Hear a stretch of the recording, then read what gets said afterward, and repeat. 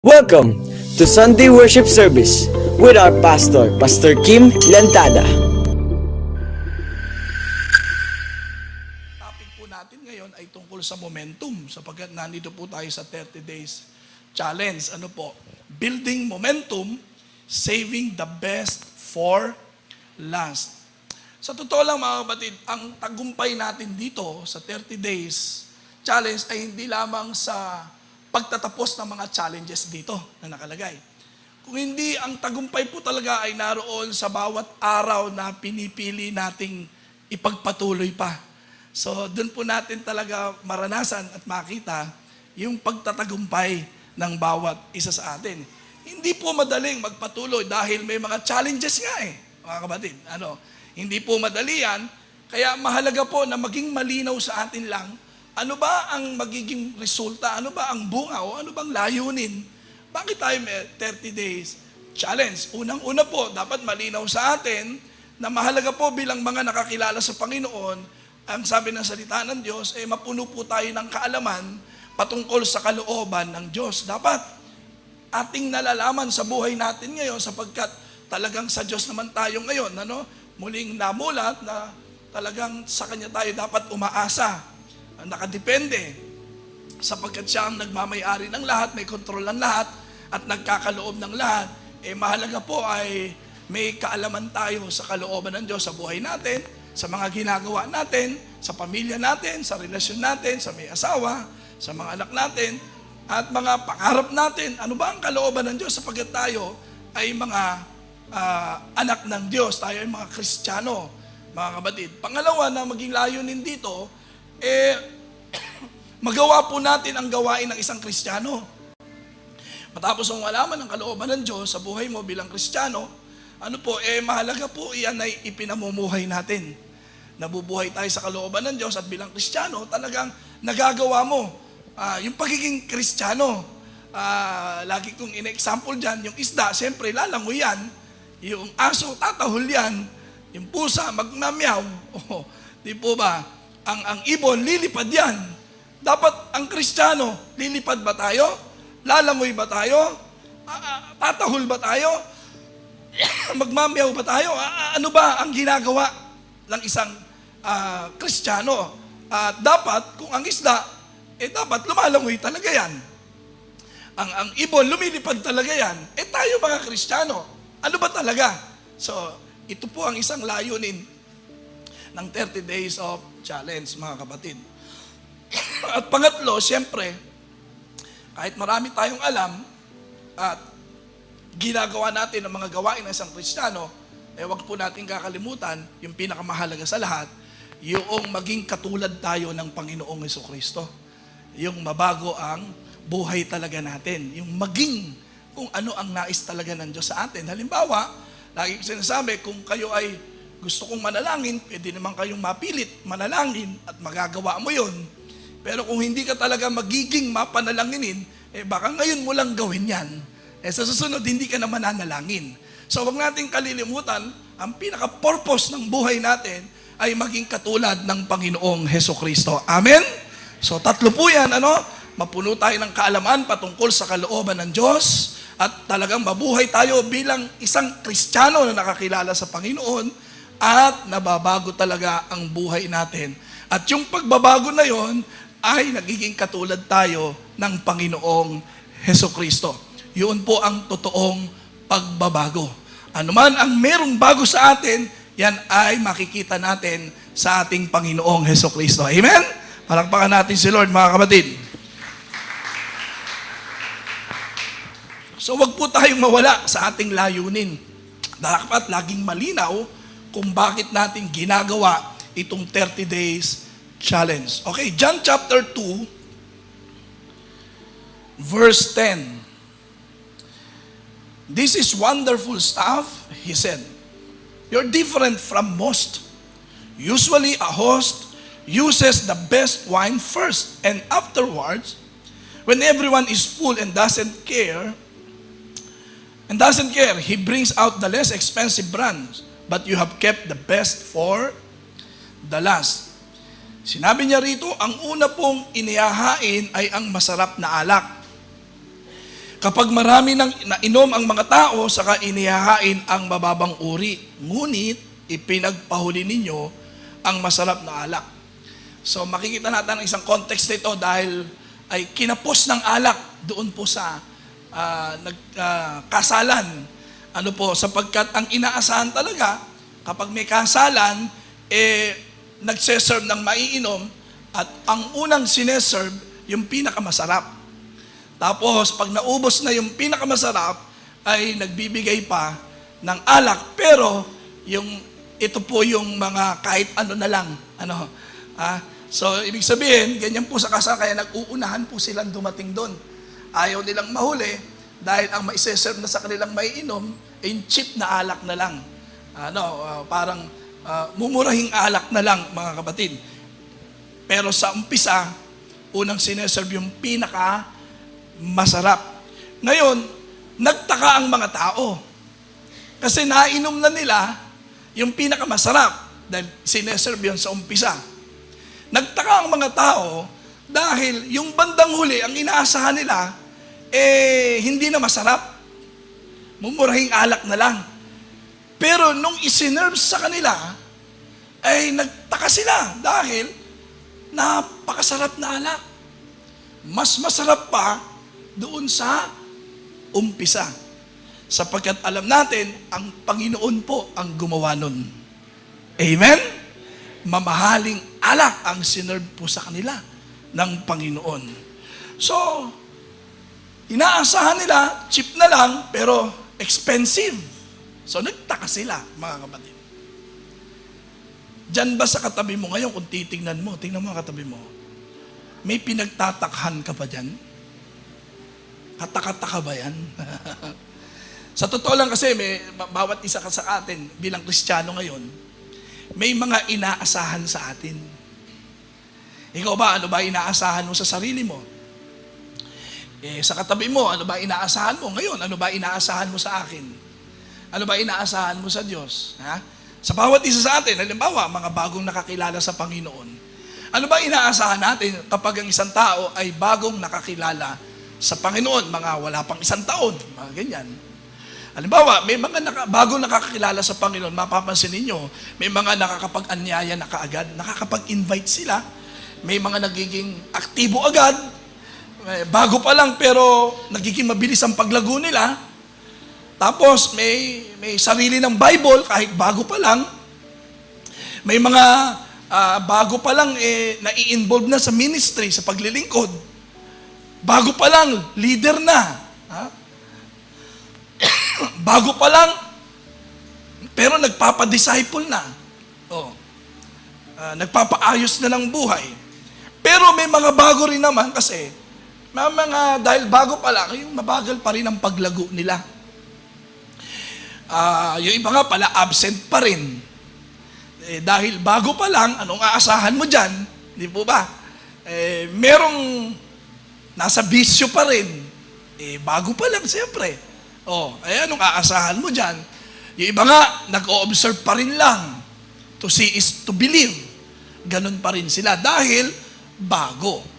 Ngayon, may mga matagal na Kristiyano naman, ano ba inaasahan natin sa isang matagal na Kristiyano na? Siyempre, ito yung more than 1 year, maaaring mga 5 years pataas na yan, may mga 10 years, 15 years. Ito na, siyempre, makikita mo dyan, ito na yung mga lagi nang dumadalo yan, siyempre.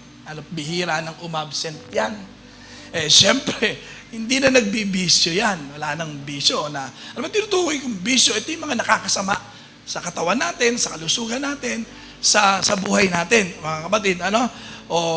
Pag matagal na, siyempre, nasa mo, nakakahikayat na yan, established na yung basic Christian lifestyle. Ano po yun? Yung daily devotion, laging nagbabasa na yan ng Bible, araw-araw.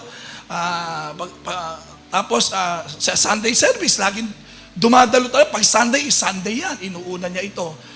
Hindi lang Sunday service dinadalo niyan. Yung small group o home group natin. Dumadalo. Tapos may training pa yon. Nagpapatrain. So, ano ba? Dahil matagal na, o pwede talaga na leader na yan, nasa ministry na yan, mga kapatid, nagtuturo pa nga, tapos may hinahawakan ng home group, Dahil nagdi-disciple na yan, hindi lang siya basta nagpapadisciple, kundi meron na rin siyang dinidisciple, nasa ministry na, minsan siya pa yung head ng ministry. Bakit? Siyempre, matagal na yan na Kristiyano. Pero, ganun pa man, matagal man o bagong Kristiyano, dapat ang laging ending na tingin sa atin ay yung nagtataka ang mga tao. Katulad ng mga tao doon sa kasalan, nagtaka sila. Kasi meron silang inaasahan, hindi yun ang nangyari. Kaya nagtaka sila. Kaya tinitingnan ko rin kayo ngayon Ako pa ba'y nagtataka? Minsan, dito ka sa unahan umuupo, ba't nasa likod ka na? Mukhang nakakapagtaka. Ganyan tingnan mo ulit itsura na katabi mo. Meron bang nakapagtataka dyan?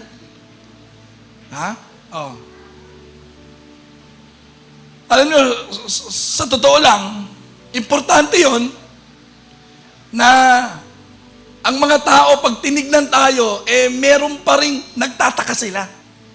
Bakit? Kasi nga may inaasahan sa atin. Tapos kung ano yung inaasahan sa atin, tapos hindi yun ang nakita sa atin, magtataka talaga yan. Mga kapatid, halimbawa sa mga baguhan, inaasahan nila dahil bago pa lang, hindi magpapatuloy yan. Nung bago pa nga lang akong Kristiyano, college days ko po yan, sabi nung barkada ko, pare, balita ko, born again ka na raw Naku, 1 buwan ka lang dyan, pustahan tayo. Hindi ka tatagal dyan. Yun ang inaasahan nila sa akin. Pero lumipas sa 1 taon, 2 taon, alam niyo, sabi ko pa rin sa kanya, pare, andito pa rin ako. So nagtataka sila. Bakit? Kilala nila ako Pare-parehas kaming shabu user, marijuana user, manginginom, sugalero, madalas kami dyan sa beer house, magkakasama kami. Tapos na-born again ako. Kaya nagtataka sila, si Kim nakapagpatuloy? Ganun. Yung hindi ka makahikayat di ba? Pero bigla ka nakapag-invite? May naniwala sa'yo? Alam mo, hindi alam, sabi nila, wala nang pagbabago yan. Hindi na magbabago ang buhay niyan. Talagang mabisyo na yan. Kahit ano pang samahan yan, wala nang mangyayari dyan. Tapos biglang, nagbago ka? Nagtaka mga barkada mo, Ayaw mo na ng sigarilyo? Ayaw mo na uminom ng alak? Nagtataka sila. Kahit nga sa mga matatagal na dapat talaga may pinagtatakahan pa rin sa'yo, kapatid halimbawa, sanay na silang, dahil matagal ka lang, syempre, padalo-dalo lang yan. Attender lang yan. Tapos biglang nakita ka rito sa harapan, kumanta ka pa, maganda pala boses nito. Nagtaka sila sa'yo ngayon, mga kapatid. Dati, dahil matagal ka na, nag-offering ka naman, pero ngayon, iba na, sabi mo, nagpatuto ka na. Alam nyo, dati pa-offering lang ako. Ngayon, nagtatights na po ako. Tapos, hindi lang tither, pati first fruit po, sinubukan ko. Ay, totoo po. Magtataka sa'yo Di ba? Okay, dumadalo ka lang ng Sunday, pero nagtaka sila sa'yo, biglang nakita ka ng prayer meeting. Ano ginagawa mo rito? Umaating ka na rin pala ng prayer meeting every Thursday. Tapos pagbukas ng Zoom, 4:30 na madaling, nakita rin yung mukha mo. Pati pala prayer on top of the hill, umaating ka na rin. Nakapagtataka talaga. Hindi naman nagdadala ng Bible. Biglang nagdala ka ng Bible, bago pa, naka-plastic pa yan. Talaga nakakapagtaka. Hindi ka naman nag-i-invite, biglang may kasama ka. Nakapagtataka ka. Tingnan mo katabi mo ulit. Nakapagtataka ba yan? O nagtataka ka ba't walang kabago-bago dyan? Inaasahan ko magbago na to Nagtataka nga ako Christian to Naturingan, bakit walang pagbabago? Ganun ba ang pagtatakhan sa atin? Ewan ko ba dyan? Ang tagal-tagal nga dumadalo sa Door of Faith yan. Pero ugali, ganun pa rin. Nagtataka nga ako ano kayang pinagtatakhan sa atin? Ano po? But it's not how you start that is important. But how you finish. Yan naman ang mahalaga. Hindi yung simula, ang pinakamahalaga sa lahat, paano natin tatapusin yan, mga kapatid. Amen? Kasi sa totoo lang, sa panahon ng kasalan noon, ang ginagawa nila, matindi sa umpisa, ang dulo chip na. Kaya nga nag-uunahan sila, sabi ko sa inyo. Pero ang Panginoon, iba Yung inaakala nilang cheap na sana, pero ang ibinigay ng Panginoon ay yung hindi nila inaasahan. Mas mamahalin, kapatid. Siguro minsan akala siguro ninyo ay okay ka na. Pero sa totoo lang, hindi mo inaasahan na may mabuti pang mangyayari sa buhay mo. Ikaw ba, may inaasahan ka pang magandang mangyayari sa buhay mo? Tingnan mo nga katabi mo, naniniwala ka ba dyan? Si Pedro nga sa salita ng Diyos Di po ba, wala nang huli. Mula madaling araw hanggang katanghalian tapat, wala silang nahuli. Wala nang inaasahang huli. Pero nang dumating ang Panginoong Jesucristo, hindi nila inaasahan. Sabi ng Panginoon, sige pumalaot ka sa mas malalim na lugar. Banda-banda dyan, sabi kay Pedro. Aba, hindi nila inaasahan. Pagdating nila sa itinuro ng Panginoon, halos magkanda lulubog yung bangka nila sa dami ng huli. Magkanda sisira yung net nila. Hindi nila inaasahan yon. Pauwi na sila Pedro. Nagliligpit na ng gamit. Aba, umuwi pa ng napakadaming huli.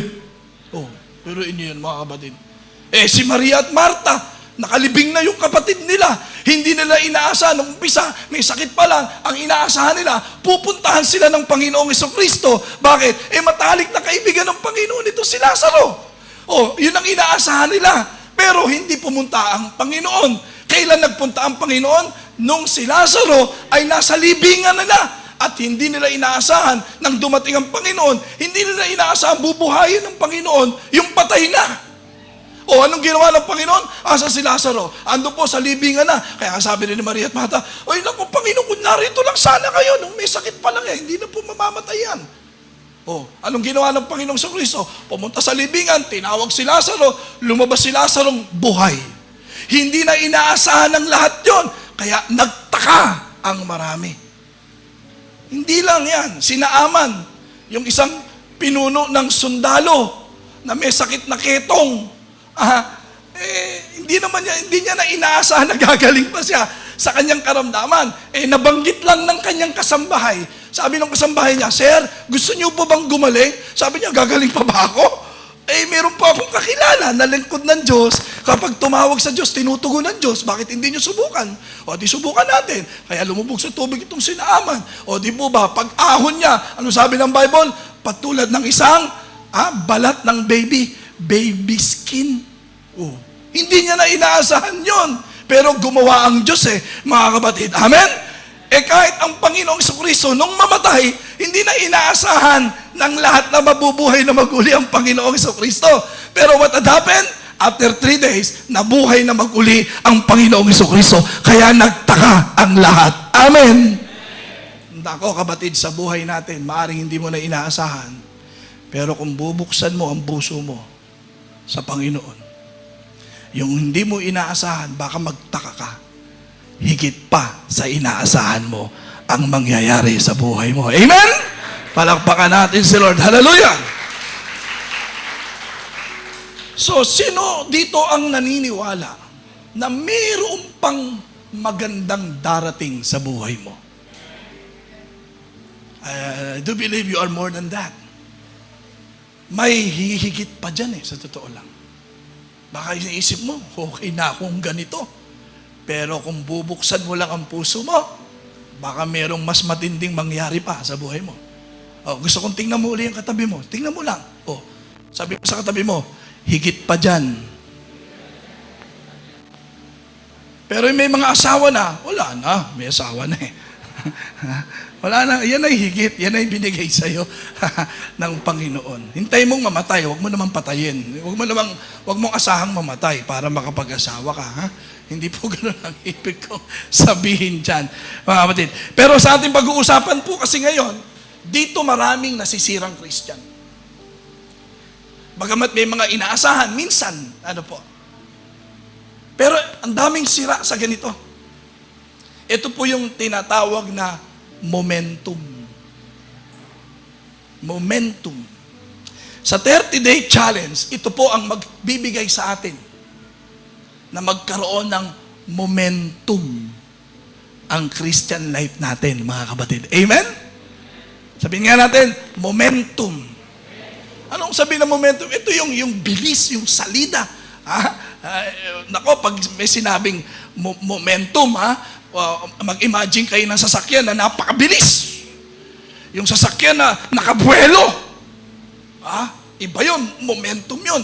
Iba yung malapit ako sa'yo, tapos, i-appear kitang ganon, yan lang yan. Pero yung galing ako rito, momentum yun. May impact yun. Malakas yun. Amen? Nako, ang Christian life natin, kapag wala ng impact, ang kailangan mo lang, momentum. Baka wala na tayong impact sa pamilya natin, sa mga kaibigan natin, sa mga kakilala natin, sa mga kasama natin. Ibig sabihin, baka ang buhay natin, wala nang kadating-dating. Tingnan mo nga uli ang katabi mo. Tingnan mo. May dating pa ba yan? Yung tila pag nakita mo, napapaganon ka, may pagtataka. Di ba?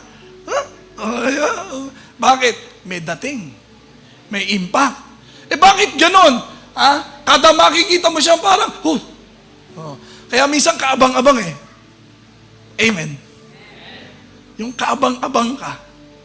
Tapos pag nakita ka, merong katakataka. Lagi sa atin, mga kapatid. Kasi meron silang inaasahan, hindi yun ang nangyari. Di ba ang ganda sa ganong kristyanong pamumuhay? Inaasahan nila, wala ka na. Pero magtataka sila, may maganda pa rin nangyari sa buhay mo. Amen! Nako, ang kailangan mo lang, momentum. That's why the title of this message, mga kapatid, building momentum, saving the best for last. Kasi sa totoo lang, mga kapatid, maraming Kristiyano kasi, kapag tumatagal na, tanong mo nga sa katabi mo, matagal ka na ba? Ano ibig sabihin? Nawawala na katulad nung umpisa. Kung paano siya nag-umpisa. Naku, kayo mga bago, nasa umpisa pa lang kayo, Dapat mapanatili nyo yan. Tapos, pag nilagyan mo ng momentum yan, okay? Yang ganyang ganda ng umpisa mo, pag may momentum, paganda pa ng paganda yan, mga kapatid. Kaya ang problema sa mga tumagal na, pag nawala ang momentum, parang hindi na katulad nung umpisa. Di ba? Parang, Lord, ibibigay ko sa iyo buong buhay ko. Maglilingkod ako sa iyo. Magpapagamit ako sa iyo. Lord, bigyan mo lang ako ng trabaho. Lalo ako maglilingkod sa iyo. Lord, itong negosyo ko, paularin mo. Talagang ibibigay ko sa iyo ang lahat. Lord, maayos lang ang pamilya ko. Maging maayos lang kami mag-asawa ko. Panginoon, talagang buong puso ko. Ibibigay. Hindi lang momentum niyan, kapatid. Yun ang momentum eh. Ang problema, yung mga tumagal na, parang nawawala na sa ganun. Bakit nawala sa ganun? Nawala yung momentum. Yung magandang umpisa mo, nawala. Yung masiglang umpisa mo, nawala. Yung nawawala na yung, anong nawala? Momentum. Pag sinabi kasi momentum, siguro, ano yung salida yun, yung buwelo yun. Iba pag may buwelo, bro. Yung sigla. Iba yun, kapatid. Kasi yung iba, minsan handang magsimula pero hindi handang magtapos. Magaling sa umpisa pero hindi alam tapusin. Mga ganyan. Dapat kasi lahat ng ginagawa mo ngayon, konektado dapat yan sa alam mong may paparating pang maganda sa buhay mo. Amen? Sabi mo sa atin, may maganda pang mangyayari sa'yo. Ako, hindi na nga ako naglalaro ng basketball. Talagang retired na ako dyan eh. Sa totoo lang, mga kapatid. Dahil may sports fest tayo, sabi ko, subukan ko kaya maglaro pa ng basketball. Nakatapos ako, first quarter hanggang fourth quarter. Pinagtakan ko yung sarili ko. Sabi ko, purihin ng Panginoon, nakakalaro pa pala ako.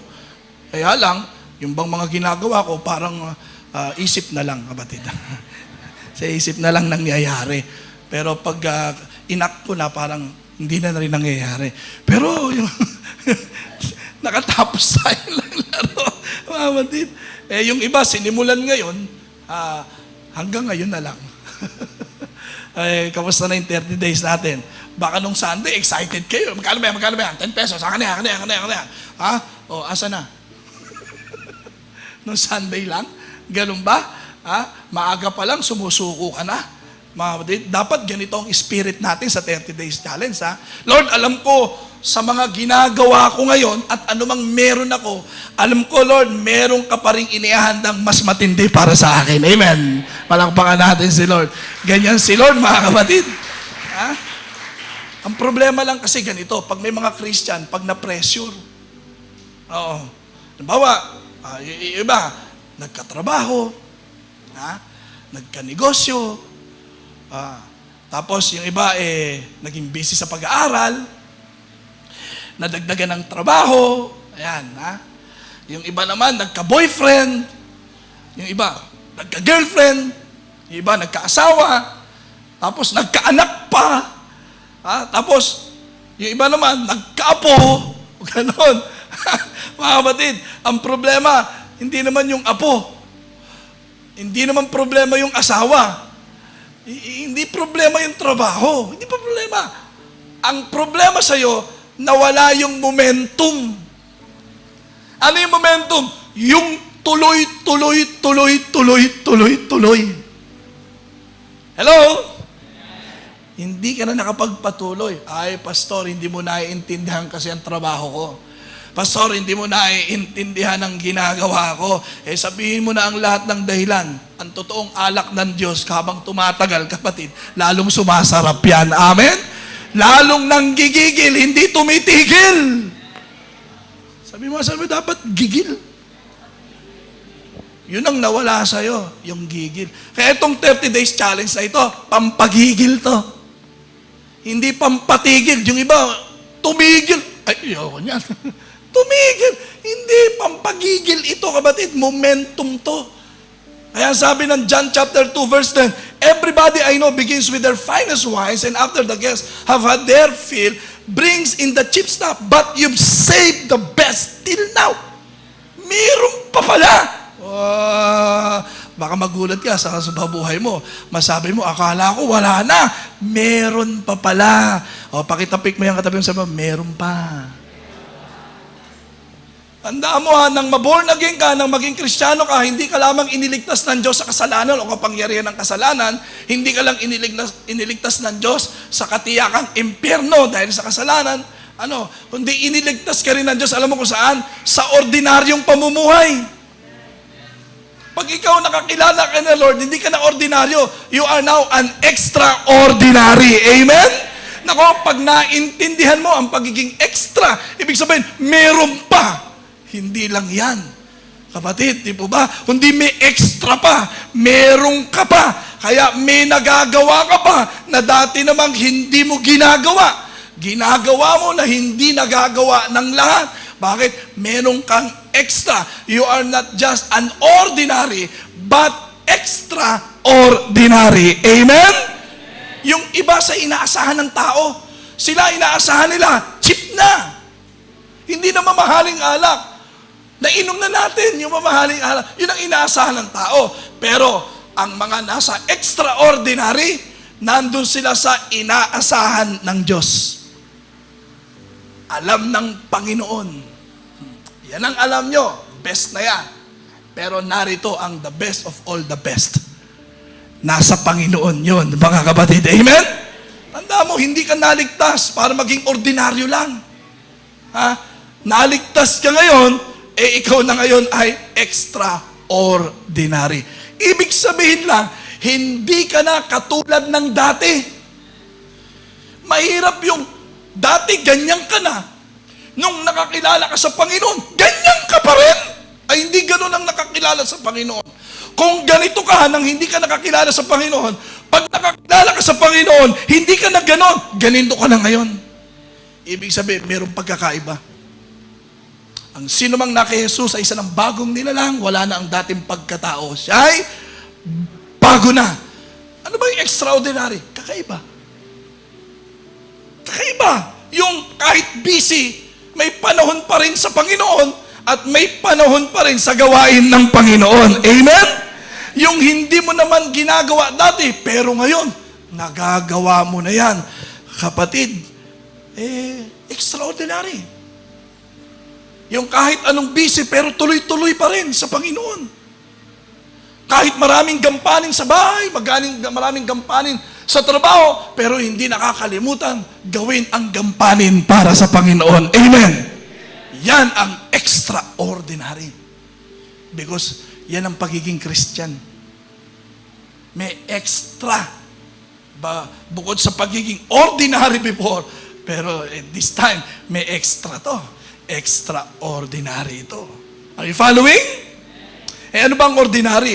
Ang ordinary, nako, ganito, pasensya na po, pastor, busy po ako ngayon, ang dami ko pong ginagawa, hindi ko na po pwedeng maisingit ang para sa Panginoon Ang ordinary, nako po, pastor, pasensya na po kayo, ang daming project ngayon sa school. Ang mga ordinary, may trabaho po ako, paano ko po magagawa yan? Inaantok na ako bukas na lang. Pagod na ako, bukas na lang. Saan ka ba napagod? Nanood po ako ng TV, napagod po ako sa Facebook, napagod po ako sa kakachat, yung pagod na mata ko, kaya hindi na ako makapag-devotion. Ayun. Doon mo pala pinagpapapagod. Bakit? Ordinary. Tanda mo pag ikaw nasa Panginoon, hindi ka na ordinary.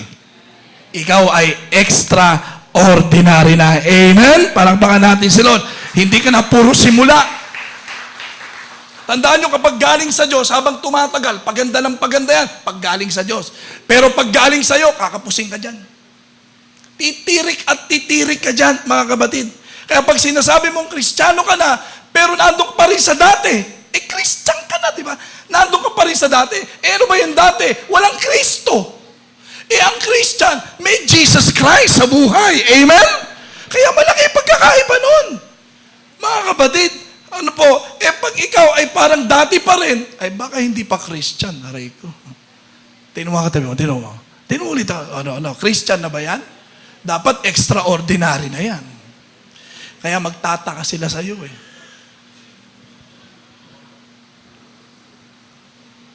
Huwag tayong gagaya sa mga ordinaryo.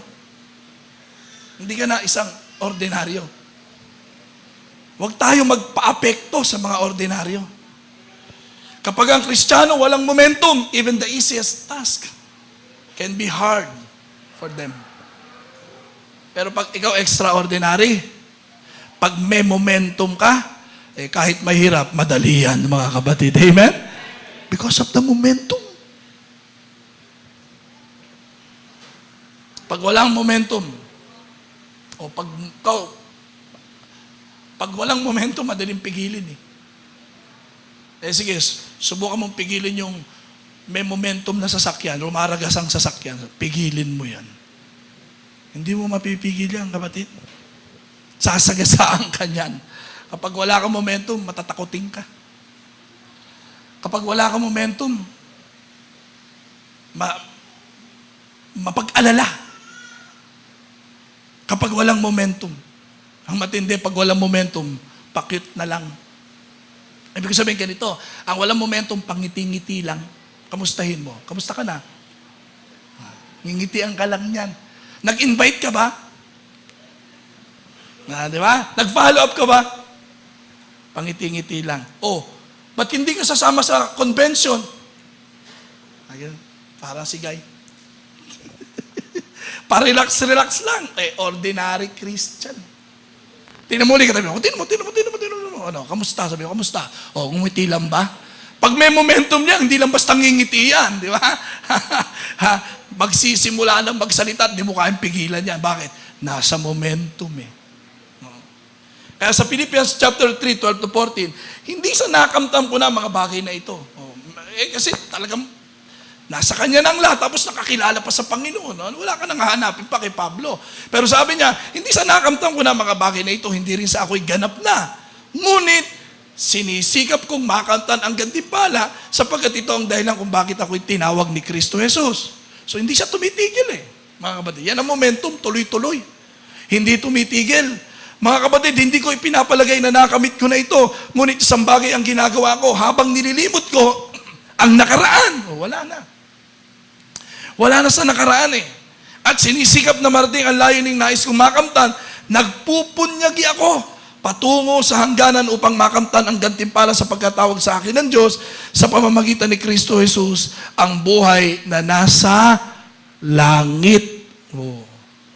Tingnan mo nga, tanong mo nga, ikaw ba'y nasa langit na? Ba't tumitigil ka na? Diba? Huwag kang titigil hanggat walang langit, mga kapatid. Huwag mong hayaang mawalan ng kwenta ang buhay mo. Lagyan mo ng kwento ang buhay mo, kapatid. Amen? Palakpakan natin si Lord. Kwento. Diba sabi, puro ka kwento, wala namang wenta. Ha? Bago yan mangyari, dapat meron kang momentum. Ito pangsalida ito. Ito pambuelo ito, mga kapatid.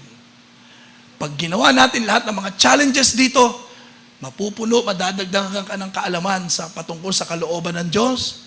At dito, mga gawain ng isang Kristiyano talaga ito. Na dapat mo talagang ginagawa ito. Mga kapatid, dahil Christian ka. Dapat ang isda lumalangoy talaga.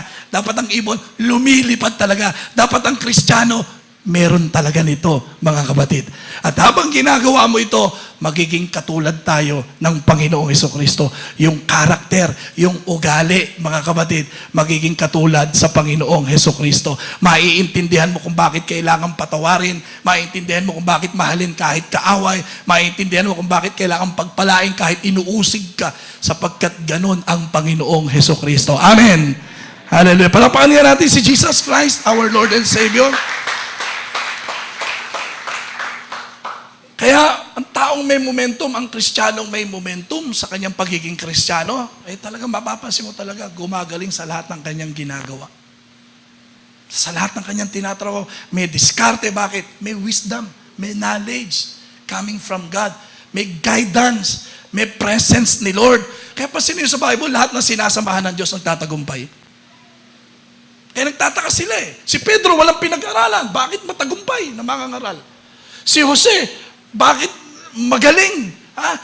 Maayos, organized, discipline. Mga kapatid, bakit? Ano sabi ng Bible? Sinasamahan ng Diyos. Ganyan ang may momentum. Yung sinasamahan tayo ng Diyos. Kasi sa totoo lang, sino rito nakakita ng patay na kabayo? Pag nakakita ka ng patay na kabayo, subukan mong sakyan. Tapos ikarera mo. Diba? Bago yan tumakbo, hahampasin mo yan. Di ba? O, subukan mong hampasin yan. Hindi tatakbo yan. Hindi uusad yan. Bakit? Patay. Ganyan din sa atin pag walang momentum. Ang daming Kristiyano, hindi umusad ang pagiging Kristiyano. Umusad sa ibang bagay. Pero we're talking about being a Christian. Ikaw, bilang nakakilala sa Panginoon, bilang Kristiyano, may pag-usad ba? Yung pagiging Kristiyano natin, mga kapatid. Kaya, walang pag-usad, patay. Kaya kahit anong gawin kong sigaw dito, at hindi naman kailangan sumigaw, kahit anong gawin kong pangangaral dito, hampas dito, yun yung sinasabi ko, kaya ko naman kayong piliting manalangin ng paluhod, pero kung hindi ka naman magiging mapanalanganin, ngayon mo lang gagawin yan, bukas hindi. Naintindihan niyo mga kapatid? Patay.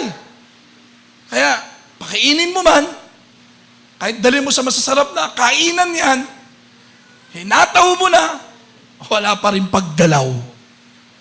Bakit? Walang momentum.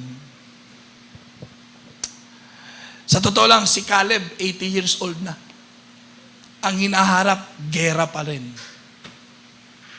Yung iba, anong hinahanap? Kainan.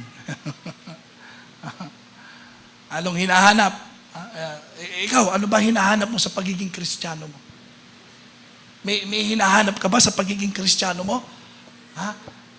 Yung pagdalo mo rito, yung pagbabasa mo ng Bible, o yung paglilingkod mo, anong meron? Saan papunta yan? Malinaw ba sa'yo ang layunin yan, mga kapatid? Ito, yung ginagawa nating every Sunday. Ano ba to? Every Sunday lang ba talaga ito? Ano bang meron dito? ganito lang ba talaga tayo every Sunday? Makikinig lang ako kay pastor lagi? Pagtapos na mag-sermon, uwi na? That's it? Ganun lang ba talaga yun? No. It's more than that. Mga kapatid. Maganda. Buksan mo ang puso mo. Magbukas ka ng puso sa Panginoon. Yung hindi mo inaasahan, magtataka ka. Meron pa palang ibubuga ang buhay na yan, mga kapatid. Age doesn't matter. Kapag may momentum, may movement. Wala akong nakitang momentum, walang galaw. Walang pagkilos. Hindi, lahat ng nasa momentum, may movement yan. Ano ba ang merong movement sa mga Kristiyanong merong momentum? Una, yung movement of God. Yan yung galaw ng Diyos. Yan yung kilos talaga ng Diyos. Makikita mo talaga ang Diyos sa buhay niya, mga kapatid. Amen? Yung pabor ng Diyos. Yung parang hindi mo akalain sa Kanya, bakit nangyayari sa Kanya? Ito yung inaasahan mo, pero iba ang nagaganap sa buhay niya. Katulad ni, natatandaan ko si David, habang gustong patayin ni Haring Saul, pabuti naman ang pabuti ang buhay ni David. Ito naman si Saul, bagamat siya yung hari, nakaupo, anong nangyayari sa kanya? Pabaksak ang buhay niya. Pero si David, pangat. Dapat ganyan ang Christian life. Kahit may mga problema, pag-atak ng kaaway, magtataka sila. Ang buhay mo, paangat ng paangat, paganda ng paganda. Amen? Palakpakan natin si Lord. Yan ang pagiging Kristiyano. Ganyan ang may galaw. Ganyan ang may pagkilos ng Diyos, mga kapatid. May progress. Hindi lang basta gumagalaw katulad ng isang rocking chair. Hindi ganon. Hindi lang parang isang sakyan, bukas man ang makina, pero naka-neutral. Kahit anong tapak mo sa gasolina, sa mga marunong mag-drive, mga kapatid. Kahit anong, lakasan mo na, sige. Naka-neutral. Tingnan mo nga yung katabi mo, naka-neutral ba? Kaya kahit anong tapak ko dyan, wala. Andyan pa rin, walang pag-usad. Parang rocking chair, tumba. Gumagalaw pero walang pag-usad. Mga kapatid, parang dagang hamster na meron treadmill, takbo ng takbo, pero ikot lang ng ikot. Takbo, ikot ng ikot. Sige, trabaho rito, negosyo rito, gawa dito. Sige, hanap buhay, lahat gawin. Ikot ng ikot. Pero ganun lang ang buhay, paikot-ikot, ikot. Ganyan ba ang pagiging Christian natin? Is that the purpose of our life as a Christian? No. May pag-usad ito, mga kapatid. At sa bawat hakbang na may pananampalataya at pagtitiwala sa Diyos, magtataka ka. Itong inaasahan mo, pero iba ang nangyayari. Pag yung momentum at galaw ay galing sa Diyos, laging pampaganda ng buhay yan, kapatid. Amen? Palakpakan natin sa Lord na kahit may problema, nagtataka sila. Kahit nandiyan sa kahirapan, nagtataka sila. Pagtatakan talaga. Ang buhay ng isang Kristiyanong merong God's movement. Yung kinikilusan ng Diyos, sinasamahan ng Diyos. Even to the very last days of our lives, we can still experience God's miracle. Because our God is a miraculous God. He's a God of miracle. Amen? Hindi lang galaw ng Diyos, yung pabor ng Diyos, Yung ikaw din, gagalaw ka rin. Sabi mo sa katabi mo, gagalaw ka rin. Sino rito gustong umulad ang buhay? Anong ginagawa mo? Pampaunlad ba yan? Sino rito yung gustong lumago? Pampalago ba ginagawa mo? Iba, puro gusto. Pero tingnan mo yung ginagawa, iba. Gusto mong lumago, hindi man pampalago ginagawa mo, pampalabo yan Paano kang lalago dyan, mga kapatid? Pag gumalaw si Lord, galaw ka rin. Amen? Hindi po pwedeng may momentum, walang action. Sabi nga sa inyo last Sunday, ang pagiging Kristiyano, ang buhay Kristiyano, puro full of action. May paggalaw, may pagkilos, may pagsunod, may paghakbang. Mga kapatid. Gusto mong maligtas ang asawa mo, gusto mong madala sa Panginoon ang pamilya mo, gumagawa ka ba na pampaligtas sa pamilya mo? Pinapanalangin mo ba talaga? May momentum ba yung prayer mo? Tuloy-tuloy ba? Maayos ba yung nagiging patotoo mo? Pero gusto mong maligtas. Binabahagian ba natin ang salita ng Diyos? Ipinapadama ba natin ang pag-ibig ng Diyos? Ang pagpapatawad ng Diyos sa kanila? Para ano? Maligtas. Pero kung gusto mo lang maligtas pero wala kang ginagawang pampaligtas, ay hindi maliligtas yan. Galaw din. Pag gumalaw si Lord, gagalaw din tayo, mga kapatid. Amen? Because a momentum without emotion is just a moment. Puro moment lang tayo eh. Hindi, dapat merong motion dahil may momentum. Kasi yung iba ganito, may mga tao kasi may momentum. Kaya lang, momentum breakers. Tagasira ng momentum. Nako, may kakilala ba tayong ganyan, mga kapatid? Ha? Yung gusto mong mag-focus sa Panginoon, yung kasama mo hindi nakapokus. Di ba? Nakakuha ba kayo usap ka ng usap, di nakikinig yung kausap mo? Ikaw nasa momentum ka, siya wala. Momentum breakers eh. Ano yun? Ay, hindi ko kaya yan. Ay, imposible yan. Ay, hindi ko magagawa yan. Ha? Madalas makita yung imposible, pero hindi niya makita na ang Diyos ay nakagagawa ng posible kahit imposible. Momentum breakers. Yung iba naman, sasama sa'yo. Momentum takers ito. Kasama mo, yun nga lang, walang commitment. Pag mahirap na, ikaw na lang. Yung iiwanan ka pag nasa mahirap na sitwasyon. Mahirap yung ganyan.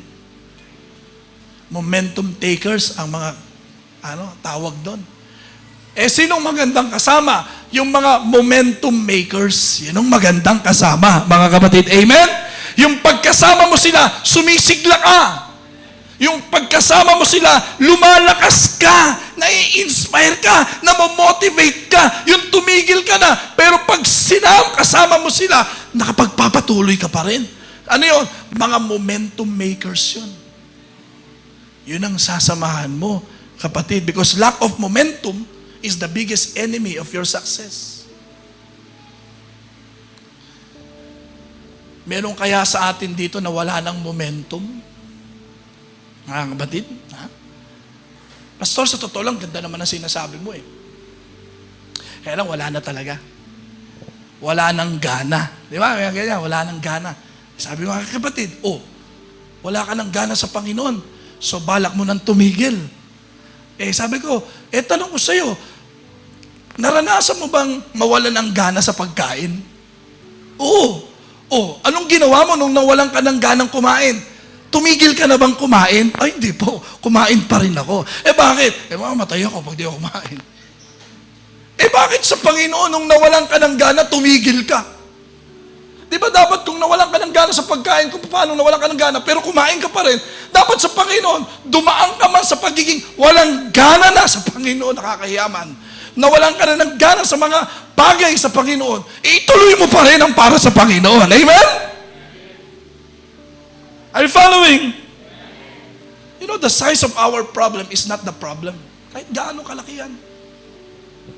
If we have momentum, problem is not a problem. Sabi nga, di ba, ang bumangga, giba pag nasa momentum. Kahit anong laki ng train, gigibain ng isang pader. Listen to this. Ito ang train. Nakakita na ba kayo ng train? Kahit anong haba ng train at babanggain ang pader kung nakatutok siyang ganyan. Kahit anong andar niya, hindi niya mabubuwal ang pader. Pero subukan mong bumuelo ang train na yan. Mula sa malayo, sumalida yan. Momentum yun. Boom! Sira ang pader. Bakit? Momentum. Minsan, nandyan tayo sa kalagitnaan ng problema. Hindi tayo makaalis-alis. Andyan eh. Pero subukan mong lagyan mo ng momentum. Kahit gaano kalaki ang problema, giba ang problema. Bakit? May galaw pag pagkilos, pagsama ng Diyos. Amen. Palakpakan natin si Lord.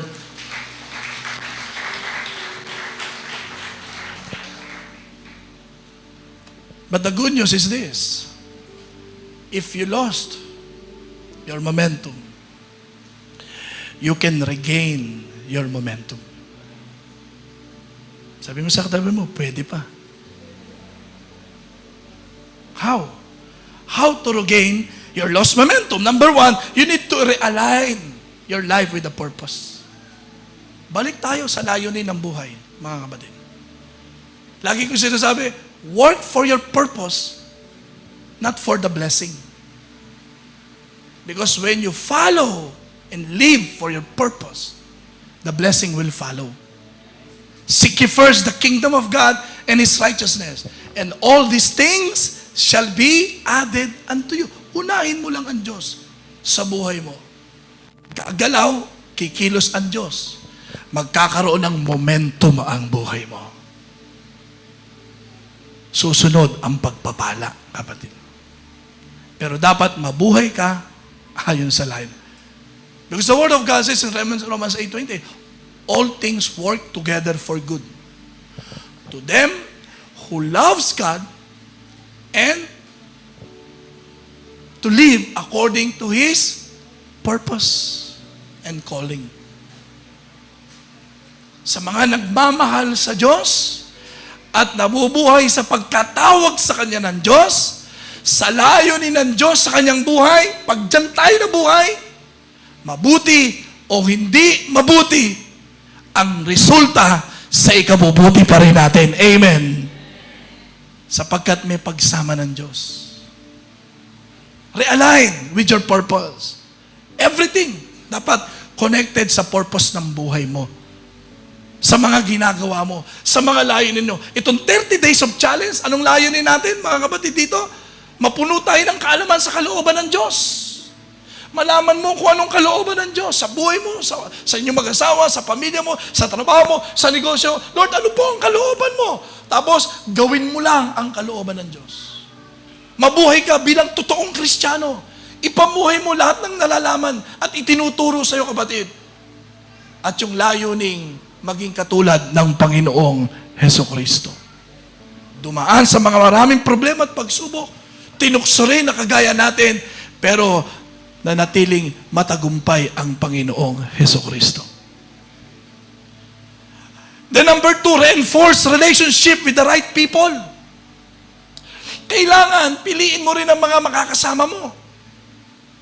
If you need momentum, or regain your momentum, kung nais mong bumalik sa momentum ng buhay mo, yung tuloy-tuloy, yung may progress, yung may pag-unlad, yung pasigla ng pasigla, kapatid. Yung may gigil.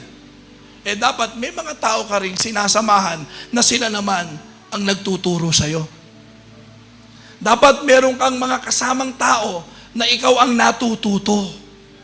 Hindi lang ikaw lagi ang nagtuturo. Dapat meron kang mga taong nakakasama mo sa buhay mo na ikaw naman ang natututo sa kanila.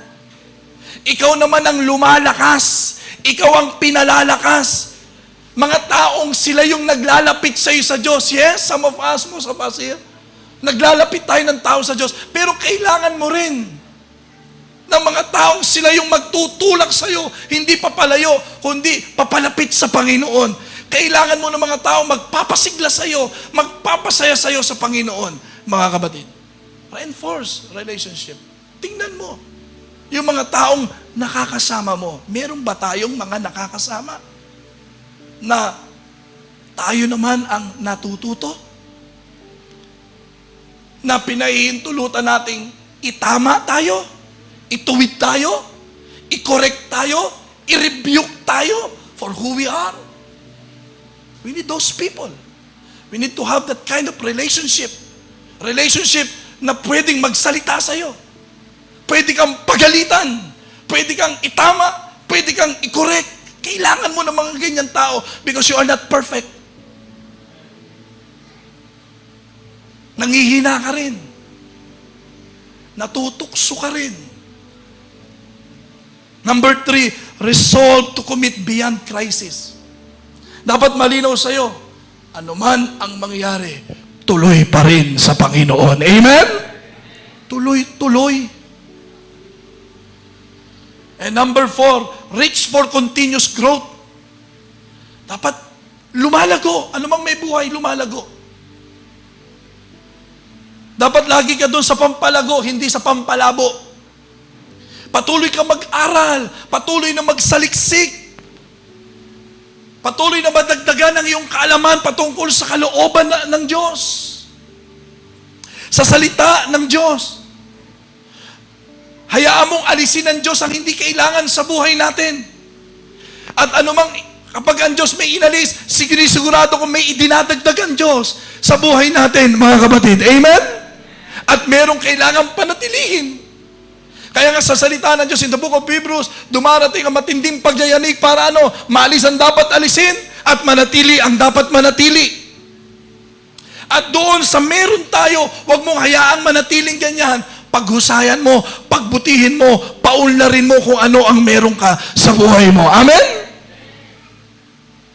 You will never be the same if you are in Christ and Christ is in you. And last, you need to remain close to God. Huwag kang lalayo sa Diyos. Huwag kang hihiwalay sa Diyos. Dahil sa Panginoong Hesus na ilapit na tayo sa Diyos. Kaya sabi ng salita ng Diyos, walang sino mang makapaghihiwalay na sa atin. Sa Diyos, mga kapatid. So manatili ka sa pagsunod. Now my question, sino rito na wala na yung momentum?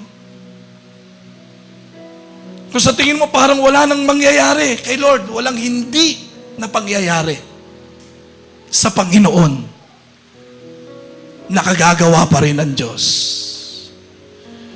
At kung sa tingin mo naman matindi na ang nagawa mo, makagagawa pa rin ang Panginoon ng mas matindi sa buhay mo, kapatid, higit sa iyong inaasahan. Kamusta ang buhay Kristiyano? Gaano man kahirap ngayon?